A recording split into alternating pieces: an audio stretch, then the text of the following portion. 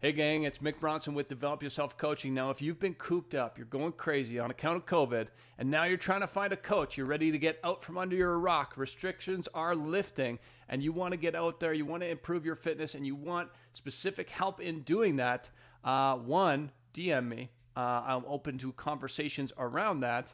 But two, you'll want to pay attention to what's in the secret sauce and how the best of the best get the best, most long-term sustainable results that they can from their training experience. So let's get into that right now. Now, I have 4 points to go over. If you haven't listened to my latest content on how to find the right trainer for you, and you haven't read that article on my website, you haven't gotten that free evaluated trainer guide, definitely go to my website and check that out. Definitely scroll back in my Instagram feed here to find that video so that you can truly get the best trainer, the best fit for you, and the best bang for your buck as you endeavor down the path of creating a more fit self.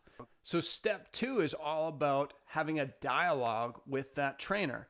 Now, when we're in a fitness partnership, it's not about you just coming to me dictating what we're going to do. You wouldn't need my help if that was the case. You have to apply some of my wisdom, but vice versa, it's not about you just blindly and arbitrarily listening to me in what I think that we should do. It needs to be a dialogue. It needs to be based on your vision and your goals for your fitness, for your health, for what you want to learn, as well as my insights from my years of experience to help you formulate a plan and an itinerary in order to reach those goals. Now, as time goes on, tweaks will be made to that direction. New goals will pop up. New vision will reveal itself.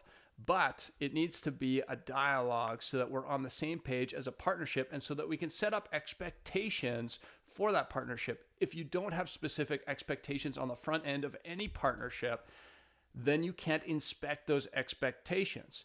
And what usually happens is that somebody gets upset based on uncommunicated expectations, no different than any other relationship.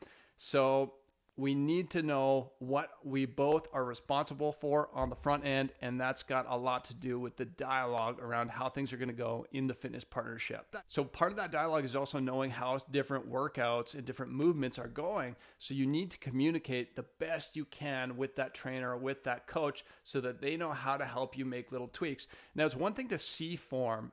Form can look okay, but in fact, the contractions involved may not be happening in a proper sequence.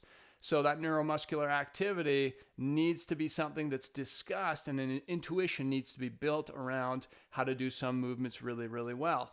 Now, especially if I'm training somebody online, but whether it's in person, online, a hybrid, or consulting with them, I need to know how things are going, what movements are perplexing somebody, what's hurting, what's not feeling right, what is feeling right, where the focus is. There's all sorts of cues that I will give someone when we're training so that they can give me the best feedback possible, which helps me make some tweaks to their fitness plan so that they can move forward past certain obstacles. Now, step 3 is developing a trust and rapport. It goes right along with having that dialogue with that trainer and coach, but you also want to make sure you have the right person.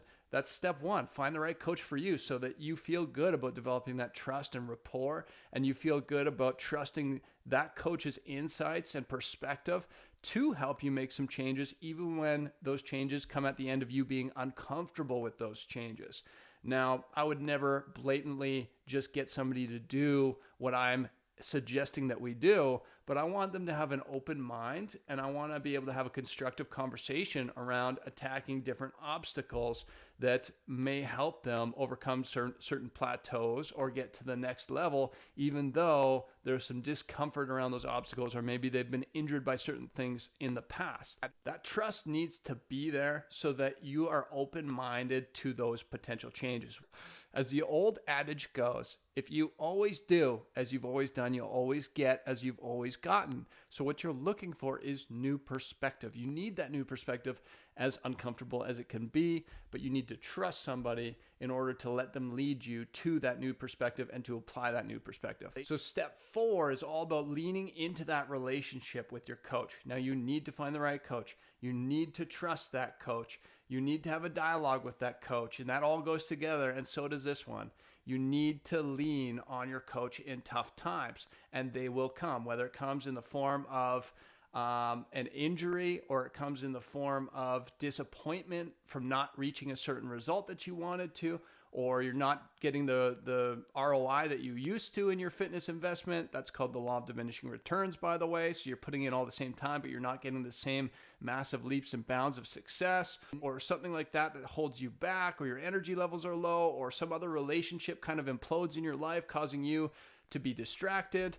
You need to be willing to go to your coach and lean on them. Let them help you have the right mentality and attitude about finding a new direction during that difficult time. So for instance, if somebody's injured, those setbacks can be tough and difficult, especially if you have goals around hitting certain lifts or races or whatever, and this injury is taking you out from really training that, but you need to find the opportunity in the setback. Now, that's a mentality that needs to be cultivated over a long-term period of time. And typically what somebody will do on their own is that they will just completely self-deprecate, and they will crumple and stop doing anything fitness related.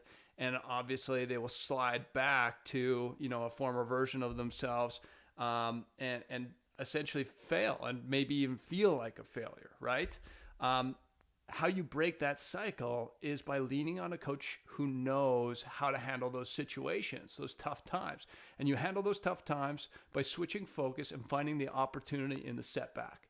But you can't do that without plugging into somebody that has fruit on the tree in that area and has helped themselves through tough times, but also has helped others through tough times. Hence, the necessity for finding the right coach for you and the best, most qualified person.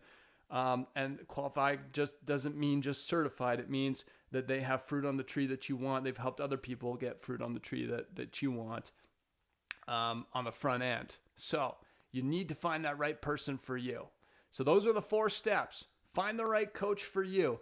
Make sure that you're having a dialogue with them about things, and it's not a monologue in one way or the other. Come with an open mind. Develop a trust and rapport with that coach so you can get as much as possible from that partnership. Be open to learning new things.